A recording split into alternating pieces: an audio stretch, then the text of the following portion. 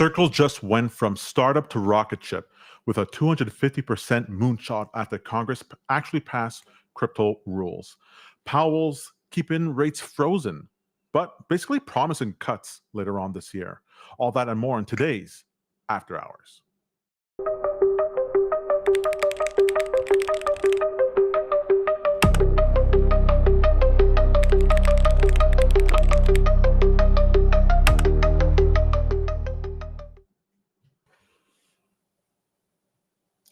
You're live.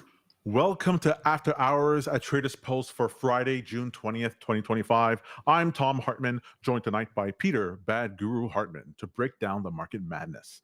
And what a week. Circle goes public and basically prints money. I don't know if you've seen this, Peter. Circle stock, basically a cryptocurrency in the equity markets. And the government actually is passing through this genius bill that might actually change the crypto regulatory landscape for the better, for the worse, who knows, but it's going to change it. Wait, Genius Bill? What are you talking about? Yeah, the Genius Act. Sorry, the Genius Act is this act that, it's supposed to make innovation within the crypto space and other types of innovations more available to American citizens, just to provide regulatory clarity to what's going on. And one of the things that it's done is that it's like, because of the regulatory clarity, the Circle stock, which is a stable stock for stablecoins, or the stablecoin, the Tether stablecoin, has shot up as people are like, okay, this is going to be my expression for crypto regulation being bullish. But before we get to all that, and before we get to Jerome Powell, the high priest of markets, The Holy I was going Global. to say the empire, but I don't think he would call himself that way. He's more like he's the Pope. I was going to call him the Pope of financial markets. He had a great press conference this week, which I thought was very interesting, very nuanced. But before we get to all that, I'd like to ask you, how has your week been? How are you doing? Look, I don't want to toot my own horn here or anything like that, but I've got Claude Code, Max 20X. Claude Code! I'm doing pretty well. I'm doing pretty well in life. I like how you described it as like it's like a person, like treat it like a person. It feels so much more like a person than Cursor did with just the typical models. Not only because it has Claude Code in it. You can get Claude Code 4 by using Cursor, but because the 20X version gives you Max. Like if Mike is in a meeting, he's talking about AI coding here. He's talking about vibe coding and AI coding with large language models, with Claude, ChatGPT, that sort of thing. Yeah. So if I'm talking to a human being, I'm not worried about their bandwidth. I'm not worrying. How many questions can I ask Tom before he just loses the plot? So using Claude Code, I feel a lot more like I can just interact with it normally without worrying about quotas and rate limits and how the model is parsing the information. But there still is that sort of teaching the model of, hey, this is how I speak, and this is what I mean when I say what I say, and these are the types of things I want you to do. But far more, I shouldn't say far more, but just as capable of following instructions as a human is, and it feels fantastic. Well, the reason why this is important, like, I get it for why you're focusing on that for the week, because so we do 3 shows here at TradersPost, right? We do Office Hours, which is about the development of the best automated trading platform in the universe, sponsor of the show. We'll talk about more about that later. We talk about that on Tuesdays. And then on Thursdays, we do Blueprint, where we do tutorials and walkthroughs about how to spin up automated trading strategies, creating tools, indicators, accessing data in order to be able to trade markets. And then here on After Hours is where it's our weekly commentary show where we talk about what's going on during the weekend, what kind of trades we're looking at, or what kind of events suggest certain types of trades or macroeconomic trends that could happen in the future. Now, at any given week, Peter, some days I'm more interested in what's going on in After Hours because of what's going on, the news, the turmoil, the volatility. Other times I'm interested in what's going on in Office Hours because I'm excited about new feature added to the system or new integration, new partnership or whatever. But as it pertains to AI, like that's been like all consuming because it's been able to they say 10x our abilities. To me, it feels more than 10x. Probably because I just underachieved my entire life and wasn't trying to do anything. So now anything more than that is like 2 orders of magnitude. But you were talking there about Claude Code not having the limitation, not having the cap. You're not thinking about the cost of it. And to me, it feels very much like when the regular models, like when I'm using it in Cursor, felt like when I hire a lawyer and I know they're good, I'm talking to them, but I feel how much this is costing me every moment. Right? And I know, okay, this person's $400 an hour, and I just ticked into another 15 minutes, and they're going to charge me more. I want to get as much out of this as possible, but I sort of get frustrated if there's any roadblocks, and if they don't understand, I go, hey, shouldn't I get a rebate because I have to repeat this to you twice? But that's not how it goes. They consume your retainer. But the Claude Code feels like I have a retainer because there is a maximum, but it feels like I got the retainer at a discount.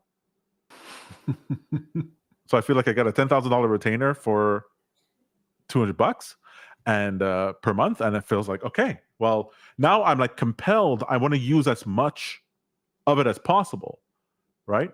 Like the other day, I hit the limit, and I mean, I hit the limit like on purpose. I was like, okay, let me just spin up a bunch of tasks. Let me just do a bunch of things.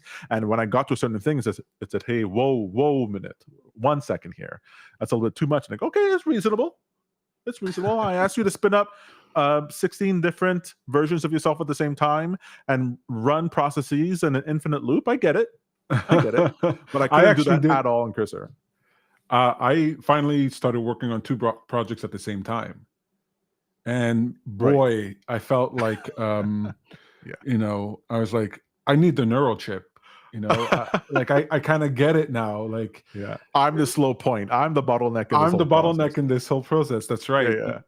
And switching between 2 projects was kind of a trip, but it felt so futuristic to me. Right. It felt like I was managing 2 or 3 companies at the same time, and I had these employees handling. Because sometimes on a given project, I have 2 or 3 Claude Codes running for that project. One's doing audits, others doing security check, another one's like I'll give you ever give this task to AI just to practice? You'll like grab a screenshot from dribble.com or something like that. You give and you spin up a Claude. You say, copy this pixel perfect as best as you can. Just make this app. Just make it. If you have to make it from scratch right now, and it goes and Claude is going, it's going on, it's grabbing the information, it's recreating, it's testing different things, and it's like, hey, I made this. You're like, it's 50%, make it 70%, and then it makes it, and you go, now make all the components, like make them all work. And it builds a micro SaaS for you. It'll just go off and do that. Anyway, so on a particular project, I might do that. I might have multiple Claudes open, and one's working on the development, other one's optimizing the database, another one's doing design, and I can have them do it at the same time. And just like if I was going to manage a team, when I used to manage teams, I have to make sure they're not crossing over, and I'm verifying their work, and I'm doing all that. So it feels very much like running, like being a project manager, and being able to do that on multiple different projects at the same time. I'm glad I have 3 screens. I just go to each one and I spin them up and I get them going. But okay, Peter, that's AI. Unfortunately, this week is not like heavy AI news. The big story for this week is the Circle IPO. Now, Circle IPO'd a couple of weeks ago. Stock opened up at, here, let me share my chart. Yeah. Here we go. If you want to pull that up, Peter, the Circle opened up at, what was that, $70, and now it's at $240. So it's up 250%. Wow! Right. Last week when we were taking a look at it, it was up. This was last week. I remember it being over here at 150, 156 or so. That's where it was, and I was like, "That's actually lower than that." Last week was. What day was it? The 13th? Friday, 13th? Yeah, it was at 130 or so. And I was like, woof, that's going to fall. Oof, that's a little bit too rich for my blood. And then was from your chart there, showing? Your chart was showing yellow or green at the time? Green. It switched from yellow to green. So why did you think it was going to go down? I didn't care. I didn't think it was going to go down. I just thought, I don't buy things when they're up. I buy things when they're low. I see. I let people who got in early, fine, take your money, but I'm not going to be your exit liquidity. Thank you very much. Turns out that's not the case, because from then it went up another, what was it here? Another 88%. This is like crypto stock, like crypto token, like levels of movements in a stable coin equity. What's going on? What's happening? Why is this moving like Bitcoin levels of movement more than what Bitcoin is doing? A stable coin. Here's the fun thing. Like, in fact, I want to play this video here, Peter, if you want to. Actually, a couple of things on Circle. So we'll just hear what they were saying on CNBC. Here, 1 second. Hey, Ventura, good to see you. What's up? Glad you're here. All right, a little bit from CNBC Hey, Tom, about. I said hello to Ventura. You didn't say hello to Ventura, #1 fan over here. Absolutely, Ventura. Thank you so much for being here. Absolutely appreciate it. What are you going to show us? What's this video? Yeah, a little bit about what the mainstream news is saying about the Circle stock. All right, if we today, have to. Coin and Circle making big moves. What's going on? Yeah, that's right, Scott. Big pop in both Coinbase and Circle after the Senate passed its landmark stablecoin legislation, the Genius Act. Stables have attracted a groundswell of interest in anticipation of regulatory clarity for their ability to make payments faster and cheaper. It's actually been really good for ETH ETFs, which have come roaring back from the dead this month. A lot of these stablecoins run on Ethereum. And so with that, Coinbase is unleashing a stream of crypto innovation beyond trading, which is its core business.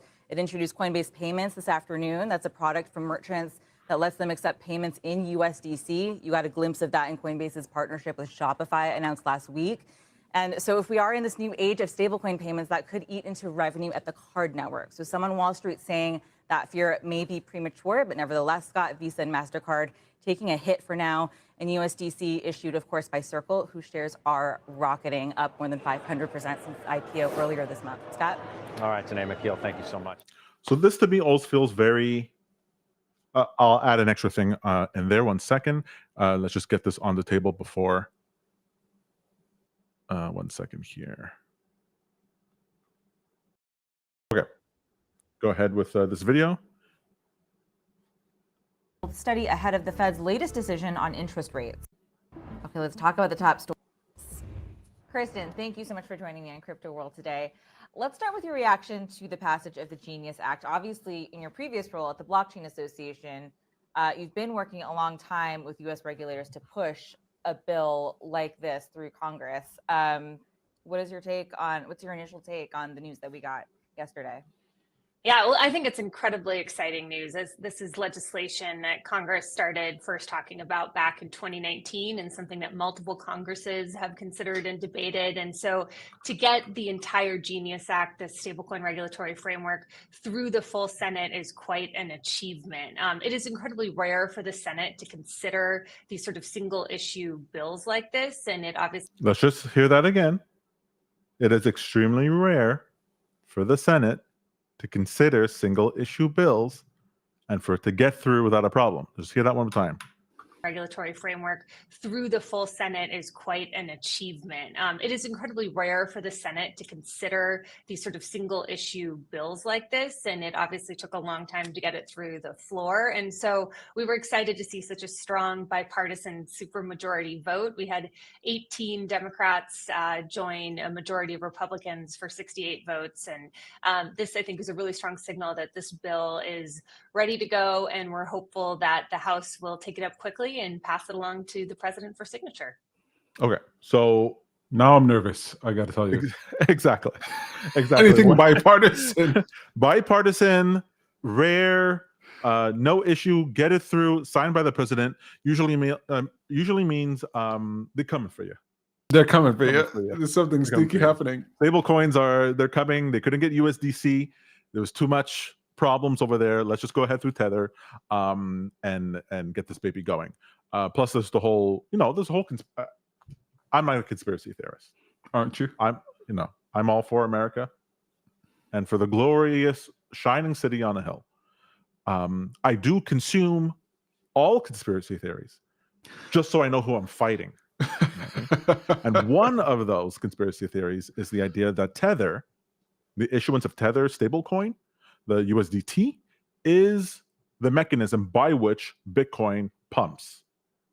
That they issue the Tether, through different mechanisms, they issue the Tether, and then that liquidity shows up inside of Bitcoin in futures market and then into spot market, raises the price. People like Michael Saylor buy more Bitcoin, causes the price to go up even higher, and you have this like Ponzi scheme that's being funded by the magic box of money at Tether.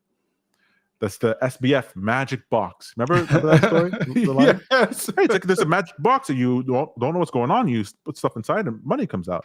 Okay, great. That ended very well for him. Anyways, but if there's ever a Ponzi scheme that I enjoy, it's government-sanctioned Ponzi schemes. I'll take that. U.S. Treasuries, real estate, these things tend to last. They tend to last a lifetime. And so you could almost put your money behind it. So if there's going to be a government regulation that supports Circle and stablecoins, you're almost like, well, I guess it's not going to go anywhere. And maybe $240 on the Circle stock is a steal, right? Don't fight the tide. Don't fight the tide. So I find that to be really cool, really interesting, that it's stablecoin specifically. Now, when we were at Consensus 2025, there was a lot of talk of stablecoins. You remember seeing the stablecoins? I think maybe a third, maybe 40% of the booths were about stablecoins or stablecoins managements, because everyone knows that the stablecoin game is where the big money is at, right? Because the stablecoin is the onboarding, offboarding of the crypto tokens, of all type crypto tokens, that then can be turned into fiat at the at whatever endpoints that are there. But if you get into the stablecoin route, and you get to issue stable coins, and you have the magic sauce for that, that's essentially being like the Federal Reserve. I thought you were going to say that maybe Tether was the sneaky CBDC. Yeah, I do think it's a sneaky CBDC. Sneaky. Sorry. US CBDC, that was sneaky. This is right on the surface of it. Right. This is a company straight out of a lawsuit for years, now being handed the keys. It's sort of like the end of Catch Me If You Can, where Leonardo DiCaprio goes to work for the FBI. Frank Abernathy. Walking into How'd you do it? How'd you pass the bar, Frank? How'd you pass the bar? I studied. Great. I studied, Frank. Yeah, I studied, Frank. I spent 2 weeks and I studied. What's the trade? The idea here is that it was funny. I've seen a bunch of people online that they wanted to short Circle, right? They wanted to short Circle because of they thought about the shadiness in the back end, if they because of the regulatory there was no regulatory clarity and didn't think it was going to come anytime soon. They thought that the pop that you saw on the IPO was just a hype pop, and that stablecoin is not as sexy as a cryptocurrency, and so why should it run? But these people, they're starting to come out of the woodwork saying, I forgot the one crucial component, that if the government backs it, directly or indirectly, it go moon. It's gonna moon. And so I would say look for pullbacks on the token, because at least my indicators are showing the trend is up and to the right. Up and to the right here. So we actually haven't had any red here. So it was up, yellow, green, yellow, green. So this block will show up green for the next period. So any price between here and $176, you'd be a buyer, and you just sell if it ever broke below here. Although next week it's going to be over here. This will be the level. So I guess as long as you're staying above 231, frankly, you can even get down to 189. So let's say 189, 190. As long as you're staying above 190, it would stay bullish, and only if it broke below here would you start looking for a short. But until then, this could just keep going sideways and up and sideways and up, as long as the government wills it. Reminds me of a Palantir.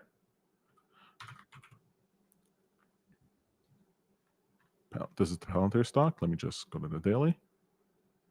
That's Palantir. Right? Let's just hide the indicators for a second. Yeah, that looks pretty good, right? So just as soon as you get this whole government sponsorship and the government is part of what you're doing, you can get these sideways moves and just keep going up. That's what can happen. All right, perfect. So that's it for Circle. Actually, let me just double check to see if there's one thing I wanted to say on that. Peter, you don't buy these. You're like not interested in equity stock, right? Tesla, strategy. I forgot you and Papa Elon. Look, I will become more interested in it, and there are some things I want to try out with TradersPost. It's just that I'm so focused on marketing that and developing these AI processes that's where my focus is. But I do care about that stuff. What I care about it in terms of understanding the health of the market and understanding what's going on with the people that are around me. The sentiment, the mood, like I want a sentiment indicator for humanity, and the stock market is kind of my barometer for that. Understood. Well, as far as like the Circle and USDT and what that means for, sorry, not USDT. Why am I saying USDT? I completely mixed up. It's USDC. I'm glad I caught that because I'm going to get like raked over the coals. USDT is Ripple.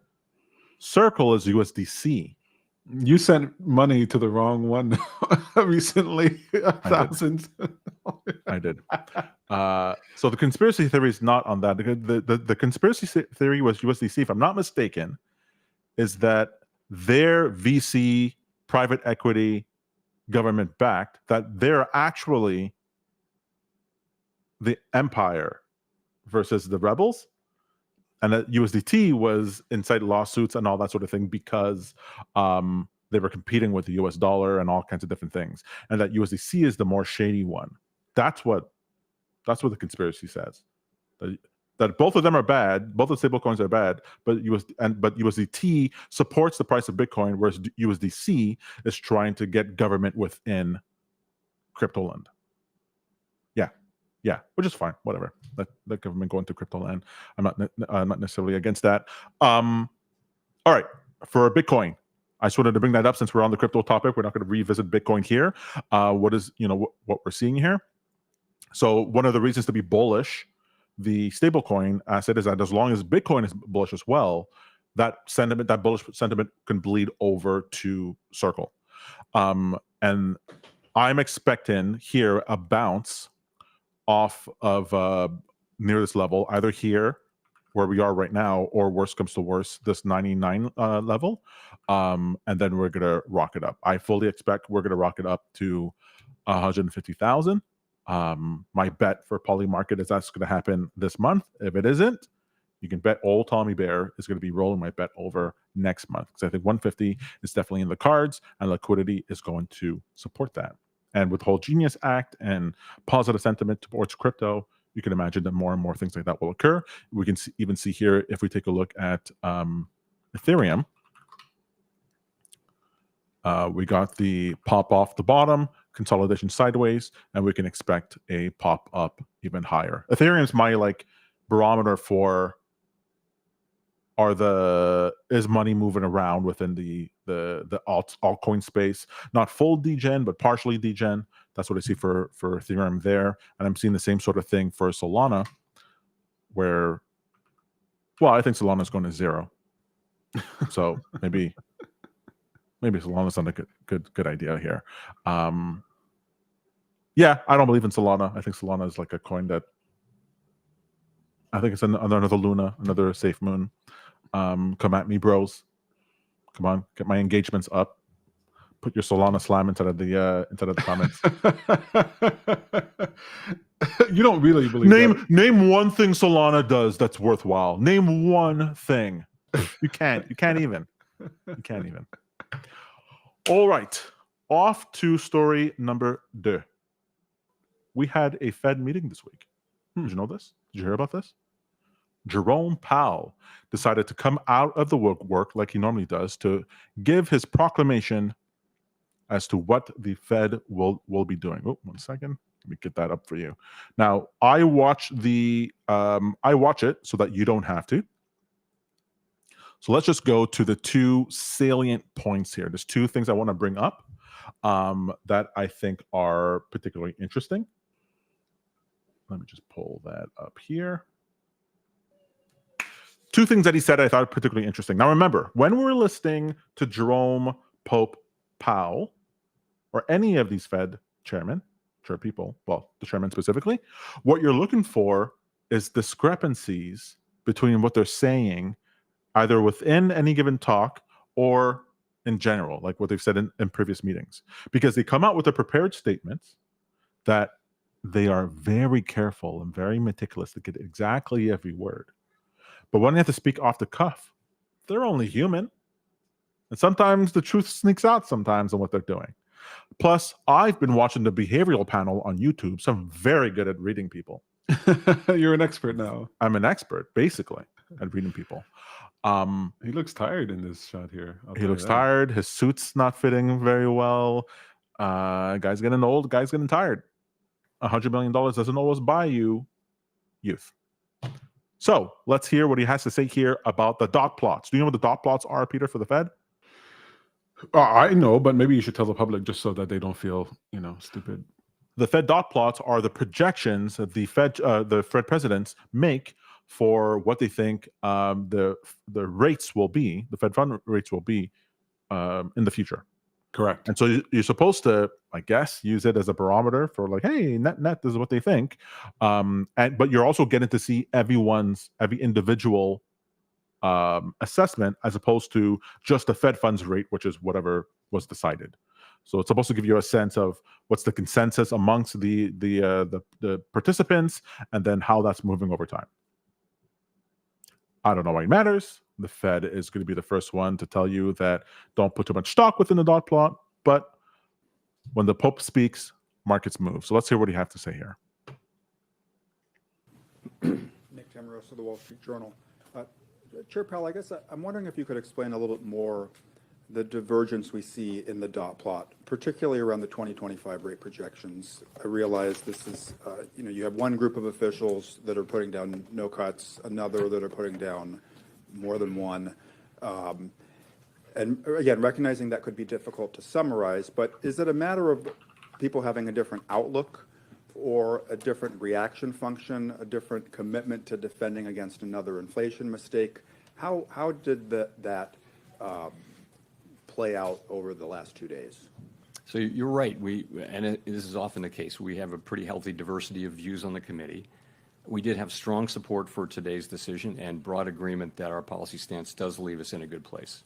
But I would point to two factors. When he looks down and he's reading, he's looking down, you know that he's like, I got to get the words exactly right. Got to get it right. He's going to use exactly those. And it's when he looks up and he's answering just straight off the cuff, that's where you get the truth. And you mentioned them. The first is just that parties have a diversity of forecasts, and they do align with where their dots are. So if you have a higher inflation forecast, you're going to be less likely to be writing down, more cuts. But remember, as we see more data, we're going to learn more about where inflation is headed, and that means when it is time to look at resuming our normalization process, the differences you see should be smaller because we'll have seen actual data. Right now, it's just a forecast in a very foggy time. So that's the first part, is forecast. A forecast in a very foggy time. Right? He said that without looking down at the paper. I bet you dollars to britches that's not written down. And so he goes, once inflation data comes in, then we'll know what our projections will be then. So basically, the projections now are before the data. So it's like, okay, why go through all this effort with all the projections if you're saying that they're not particularly accurate? He goes, well, it's just you're getting an idea of what the participants think. Yeah, but what I also know from the participants and from what you said is that expectation of inflation, right? If it's anchored or unanchored, is a very crucial, important part to the Fed, right? They don't want people to feel that inflation expectations are unanchored because the interest rate now can go all over the place and then they have to reel it in. They don't want that horse to get loose, which means why would they have, if they actually believe inflation would be higher in the future, significantly higher in the future, why would they ever say it? Like, there's no reason ever to say it. Mm-hmm. Why would they ever say we think inflation is going to be 7%? Why would they ever say that? That's the last thing that they want. And they wouldn't want the interest rate to gear towards there. So the dot plot will always be down and to the right. Really? In general. Like if they know that their lie is an input in your decision making, then they're just going to lie in order to do it. Anyways, so I thought that was interesting that he was saying, look, the dot plot, don't follow it. Okay, why do you put it out? Oh, because we know that forward guidance has an effect on markets, and we want the markets to behave in such a way that they believe inflation will go lower. Wait, so chicken or egg? Yeah. All right, so let's finish off this. The next one is, and I love this term now. They're using this term. I think everyone's using this term now, called tariff inflation. Tariff inflation. Here we go. Thank you, Chair Powell. So you're saying that uncertainty has come down, the economy is moving at a solid pace, inflation has come down over the past 3 months, and this is all moving in the right direction. So are you indicating here that Americans should expect some sort of economic pain in the second half of the year? I'm not saying that at all. From our standpoint, what I can say is that the U.S. economy is in solid shape. Inflation has come down. The unemployment rate remains at 4.2%. As I mentioned, real wages are moving up. It's a good job creation is at a healthy level. Unemployment, again, as I said, low. Labor force participation in a good place. So, and what we're waiting for to reduce rates is to understand what will happen with really the tariff inflation. And there's a lot of uncertainty about that. Every forecaster you can name who is a professional forecaster with adequate resources and forecasts for a living is forecasting a pretty significant. Everyone that I know is forecasting a meaningful increase in inflation in coming months. Everyone that you know, Fed, you're the one who hires the most number of economic PhDs. Why are you quoting people who have adequate resources? Don't you have all the resources? Why do they ever say that? Other people have said, what do you say? You're the Fed. You have everyone and the printing press.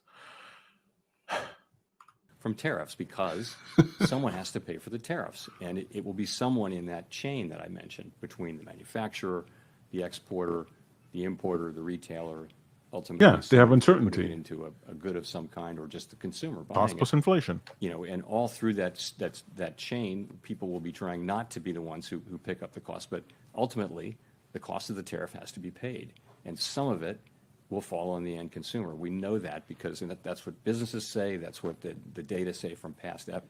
So we know that's coming, and we just want to see a little bit of that before we make judgments prematurely. They want to see inflation rise, cost plus inflation rise, before they make a decision on rates. You hear that, folks? Did you hear that? We want to see the effects of the tariff inflation before we cut rates. That means we have to see inflation go up before they cut. So it going up is a good thing. Well, good if you're exposed to markets. Like Pass those tariffs on down to the consumer. Pass them on down. Well, because the idea here is there's two things that they say could happen. It could be that it's like another type of supply chain shock that causes inflation, another round of inflation. It can also hurt the economy in such a way that GDP goes down. So it's like, well, is it inflationary or is it deflationary, right? If there's less businesses, less economic activity or whatever, you can have the deflationary scenario. So depending on what happens, they're saying we want to see what's going to happen. But what is the Fed's response to deflation? Cut rates, quantitative easing, agreed? Forward guidance. What is the Fed's response to inflation, like what he's saying right now? Because the guy's like, well, shouldn't you cut rates now if we know that there's going to be economic pain in the future? Because, well, we want to see that economic pain before we cut the rates, the economic pain from inflationary pressures. So if that happens, then we'll cut rates. So you're going to cut rates if rates go up, if inflation goes up because of the tariffs, and you'll cut if there's a deflationary effect and economic activity goes down. Well, then get your butts to Polymarket and start betting on those rates going up, buddy. Are the rates being cut, buddy? Because either way, they're saying they're going to cut the rates. In fact, the dot plot, let me just pull up the dot plot real quick, suggests that they are going to be cutting rates this year. 50 basis points. This is the dot plot here. Let's see if we can zoom in. They're suggesting that rates will go down, that they're going to cut interest rates. So we can see interest rates being cut this year, 2 of them this year. Wait, two times 50? No, one rate cut is 25 basis points. That's what's been like. I think we're only going to be doing 50 at a time from now on. I think 25 is done. We'll see. But it's suggesting, the markets are suggesting 50 basis point cut. And so let's just go take a look at Polymarket here. 1 second. And when does the debt become refinance? When is that? It happens regularly. It's not a certain date. I see. It just regularly happens. 1 second here. Okay, let's go take a look at Polymarket and see if we have any Fed bets to take. So Fed decision in July, no. We're looking for September. So September, 50 basis points decrease is 3%.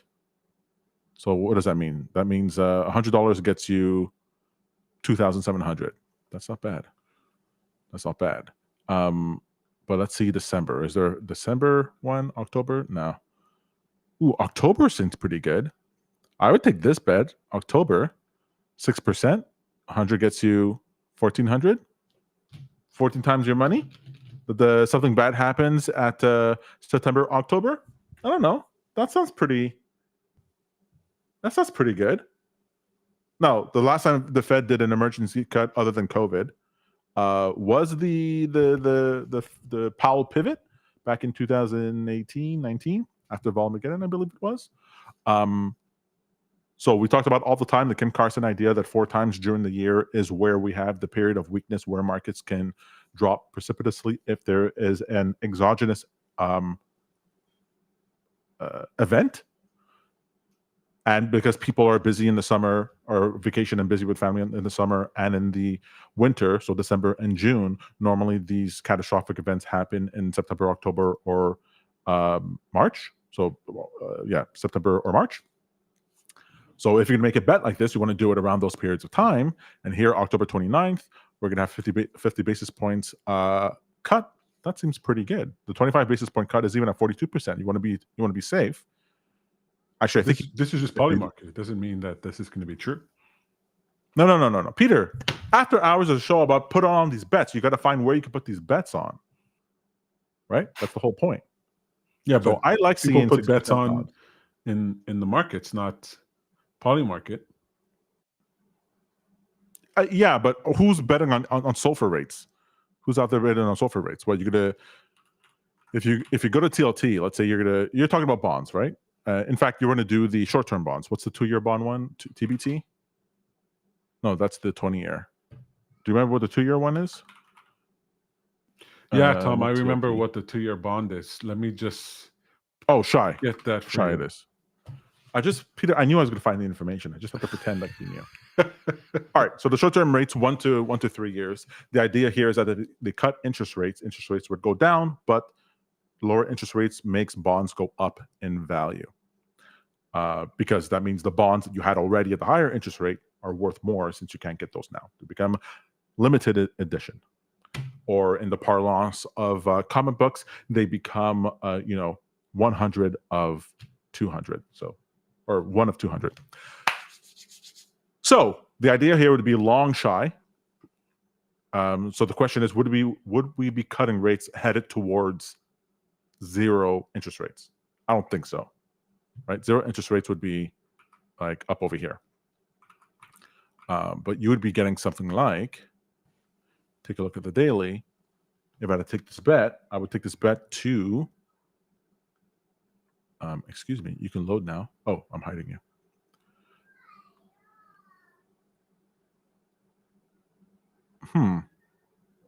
Yeah, you would take this bet to, the safest part would be 83. $83.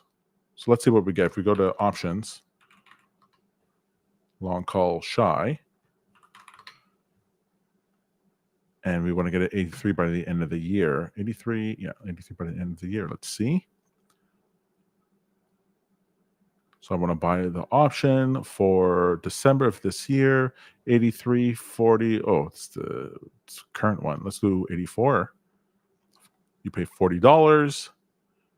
And if you get there by the December, you make 100%. You make 100% on the options. Oh, no, that's if you get to 84.5. If you just get to straight 84, you lose all your money. If it happens in September, you can make about 100%. I don't know. Not so juicy. Not so juicy. I'll take the polymarket bet. Polymarket bet, you can get to, what was it I said? 14 to 1? 23 to 1 over here? That's why I look at polymarket, Peter. I want a 23 to 1 bet. But it's not available in the USA. It's available if you have a VPN, and I'm sure on CalSheet there's an equivalent over there. So go find the bet. Go find it. Allegedly, not financial advice. Not. I think it is on CalSheet. And don't. Let me see. No, your VPN nonsense, bruh. I'm just saying what people do. I'm not recommending that you do it. In fact, you should not do it at all. Good. It's a terrible idea. Very good. And you'll be put in the slammer if you do. I don't know. What happens if you use a VPN?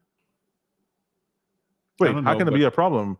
PodSave America and Ben Shapiro always tell me I should use ExpressVPN or something like that in order to access. Look, we're on TradersPost here, and it's my job to keep us on the straight and narrow. And so, not recommending anything. All right? I am a TradersPost. No, that's not gonna. Look, Mike, John, I didn't mean that. Didn't mean that at all. You guys are the best. Look, I'm just showing you what the odds market shows. You go find your odds anywhere else. I'm just saying that the options market is not really giving you. You got to put a lot of premium down, and you're going to get what? Maybe 100% return. You go into the betting markets, CalSheet if you're American, there, polymarket if you're not, and you get yourself some good odds. And you sit on these some of these bets. It could be pretty tasty. All right.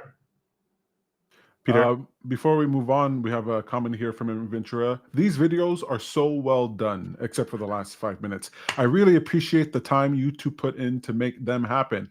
Look, it ain't me. It's this guy over here. It's the whole team at TradersPost. I push the buttons. I'm a button pusher all day long, but you do a great job, Tom, studying these markets. Very insightful. Thank you, Ventura. Yeah, it's great. A little insight, like usually the bets that I'm talking about, if I don't like specifically mention it, like I take them on myself. Like I don't really like suggesting things to other people that I'm not doing doing myself. I sort of feel like terrible that way. I feel like a liar. And so if you ever see a bet that I talk about that doesn't work out, I lost money. It hurt me as well. All right, so before we get to market minutes, we'll just have a word from our sponsors. Ask yourself this. Are you making trading harder than it needs to be? If you're trading manually or still coding just to connect to your broker, yeah, it's time to upgrade.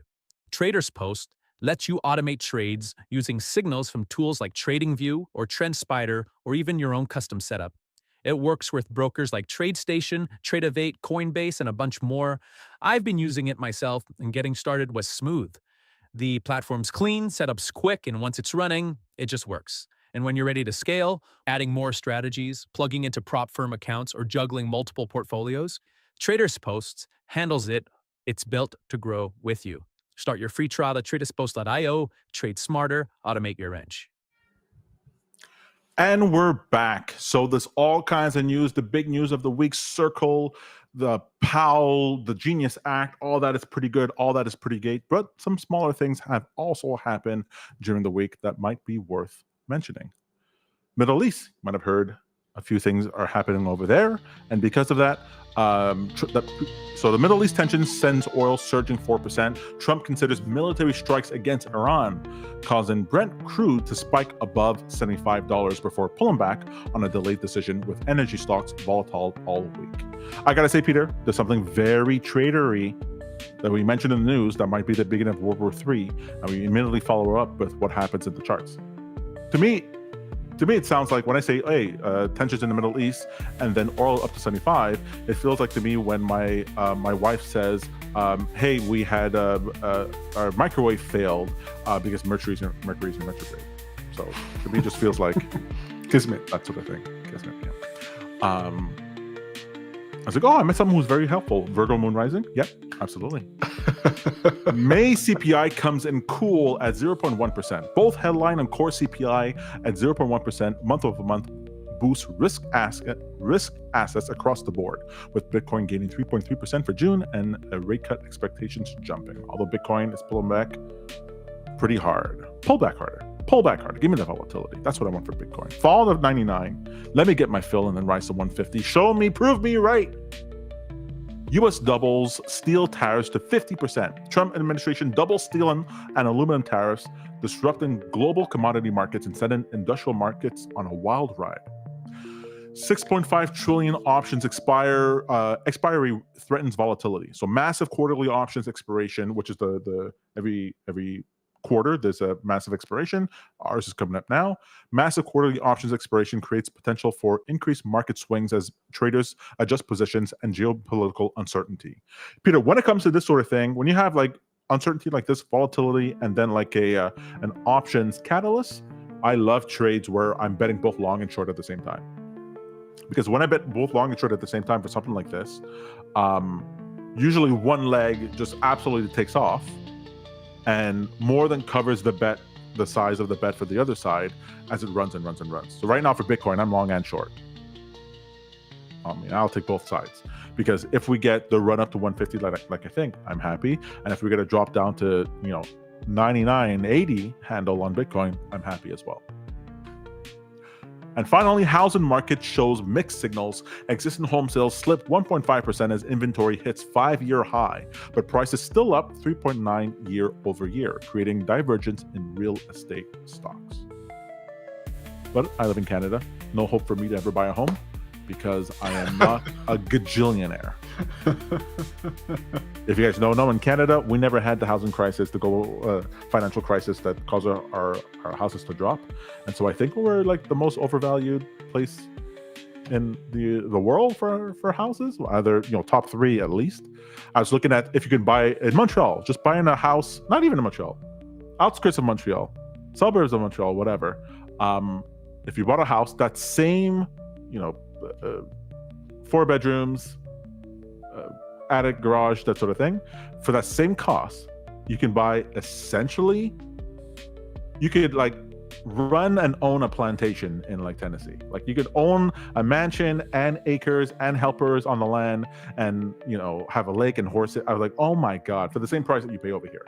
It's pretty significant, the difference. So a home is not really in my offing, but that's fine.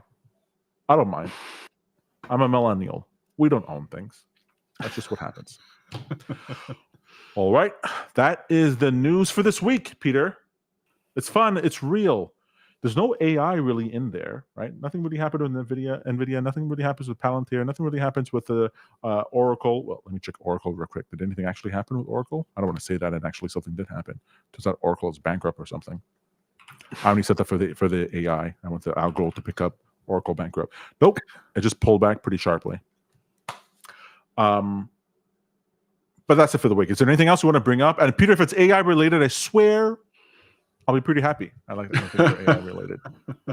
I'm actually very interested so there've been developments in AI, but I'm actually interested in seeing the ripple effects, because the last 2-3 weeks, these things have been coming out. So now I'm wondering how that's going to affect these companies. How is that going to affect things as we go forward? What's percolating below the surface? Can we see that in the numbers, in the charts, especially in crypto? So I'm very excited about that. And then there's midnight. I feel like it's imminent. I think midnight from Cardano, I think it's coming out very, very soon. So I'm very excited about that, looking for evidence in the market. Not happy Bitcoin's going down, but, keeping an eye out. If the Genius Act is there and stable coins are there, like they're going to want Bitcoin to go up. Bitcoin's going up. Michael Saylor's right. 13 million per Bitcoin. Mark it on your calendars. Michael and I, Saylor and I, we agree. False profit shift doesn't, but we do. We agree. And excited. I don't know exactly how this affects traders. Maybe you know more about it, but Project X, that's something new that's out there. A lot of excitement, a lot of buzz about that. You prop firm traders, I think, are very excited about Project X, I think. So that's something. Well, that's another thing. Like you're talking about, like, to me, like the prop firm trading is sort of like Polymarket or Kalshi. It's like another way of getting leverage in the market. And it's non-recourse leverage because you're able to open up multiple accounts if you can pass them multiple accounts and then trade multiple different prop firm accounts from the same signal, right? So on TradersPost, you can have 10 different prop firm accounts, more, connected all together. You send one trade signal in, it copies across all. So if you're right in one, you immediately get that levered out 10, 15, 20 times. Like that's what I want retail traders to be doing. The idea here that you're going to make it rich by going and taking your $50,000 and buying a stock and writing it up, like those days are gone. They're done. We need different ways of going about it. And TradersPost is a different type of company. We care about people. People. The true business of TradersPost.